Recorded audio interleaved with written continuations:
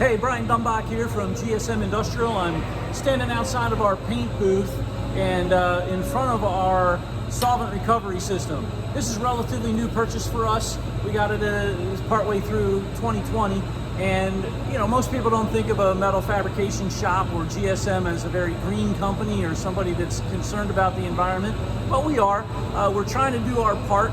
We used to just take all of our scrap solvents, whether it's paint thinner or chemistry that's used for creating the right paint mix, and we would just put that into a drum and ship it off to a waste hauler.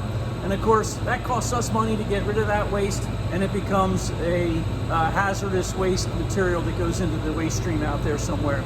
And so with the implementation of this, we can now cook off the solvents. It's kind of like a pressure cooker in there. It's creating heat. It's drying out the solids that we don't want.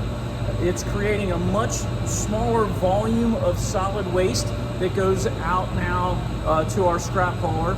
And the solvent we get to recover. It gets pumped into this drum over here, and we get to reuse it again. And so it gets to do its job multiple times, and we get to throw away less solvent into the waste stream. So our hazardous material waste costs are down. We get to buy less thinner because we're not wasting as much, and it's not going into the waste stream or out into the environment. So this is just one small way GSM's doing our part. Thanks a lot for watching.